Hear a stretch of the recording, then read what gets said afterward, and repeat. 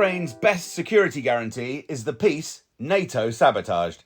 As Trump drops his demand that Putin accept a ceasefire, Zelensky and allied proxy warriors cling to a backdoor NATO commitment that could be used to strike Russia. By Maté. In recent high-profile meetings with Russian, Ukrainian and European counterparts, the most significant breakthrough on the path to ending the Ukraine war came from President Donald Trump himself. After threatening Vladimir Putin with punishing new sanctions unless he agreed to a ceasefire, Trump dropped that demand and accepted the Kremlin leader's insistence on negotiating a final settlement. Trump's shift reflects the battlefield reality. As Russian forces continue their advance in Ukraine, Putin has no interest in freezing a conflict that his much larger army is winning, albeit at a slow pace. Trump, by contrast, ran on a pledge to end the war, and his administration has continued to promise, as Vice President J.D. Vance recently put it, that we're done with the funding of the Ukraine war business. Trump's stance has created a new quandary for Ukrainian President Volodymyr Zelensky, who was enticed by the US and UK to abandon a peace deal with Russia 3 years ago in Istanbul, with tens of billions of dollars in funding for the Ukraine war business. This is a stab in the back, a senior Ukrainian official told the Financial Times of Trump's shift. It looks like Trump has aligned with Putin, and they both might be starting to force us to accept a peace treaty, which means in reality capitulation of Ukraine, said Alexandra Mehezko, chair of the Ukrainian Parliament's Foreign Affairs Committee. Ukraine's far right, which has exerted considerable influence over Zelensky's government, has long viewed any form of compromise with Russia and allied eastern Ukrainians in the Donbass region as capitulation. And for Zelensky to accept a peace treaty with Russia, it will undoubtedly be far less favourable than the one he walked away from in Istanbul. In the Donbass, Moscow is demanding that Ukraine cede the roughly 12% of the territory that it still controls, all of it in Donetsk. In Kherson and Zaporizhia, where Russia controls 73%, Moscow has only offered to freeze the current front lines. Aware that he has presided over Ukraine's likely transformation into a rump state, Zelensky is attempting to extract what he can from the NATO sponsors that pushed him there. While NATO membership remains a non-starter, Zelensky continues to insist, as he did in his disastrous White House meeting with Trump in February, on NATO-like security guarantees that would obligate Western powers to come to Ukraine's defense in the event of another attack. Trump's top envoy, Steve Witkoff, fueled this prospect last week when he claimed that Russia had made a game-changing acceptance of the US and Europe providing Kyiv with Article 5-like protection. But the Trump administration has since walked that back, with one Pentagon official telling European allies that the US would only play a minimal role in any security guarantees for Ukraine.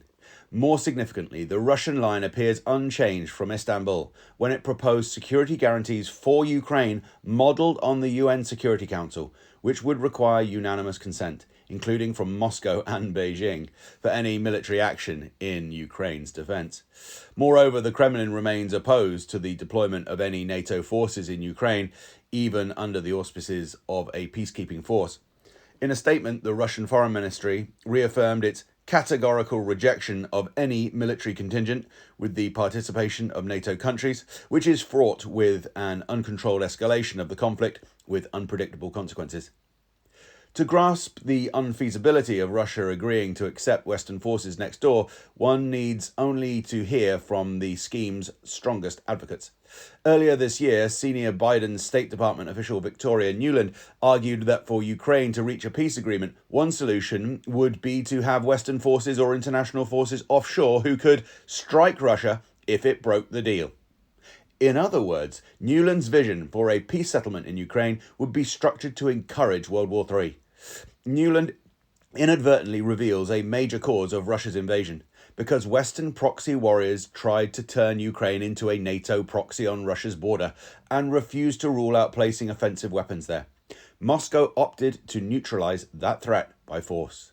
To make her case for an international deployment that could strike Russia if need be, Nuland argued, without those kind of guarantees, why would Putin just not come back for more when he gets bored of this deal? Because he's made very clear that he doesn't consider Ukraine a country, and his aspiration is to control all of it. In real life, Putin's aspiration since 2014 has been that Ukraine declare neutrality in line with the country's declaration of state sovereignty and respect the rights of ethnic Russians in eastern Ukraine. Had Kiev implemented either the 2015 Minsk Accords or the April 2022 Istanbul talks, rather than bow to the influence of warhawks like Nuland and allied Ukrainian ultranationalists, Putin would not have tried to control any part of Ukraine. Zelensky's push for a security guarantee overlooks a key obstacle. The US and its partners have refused to provide them long before Trump. After Ukrainian officials publicly floated the idea of a mutual defence pledge at the Istanbul talks in March 2022, the Wall Street Journal reported that Western officials are balking. Rather than offer a security guarantee, UK Prime Minister Boris Johnson envisioned flooding Ukraine with NATO weaponry to stoke a perpetual conflict with its Russian neighbour.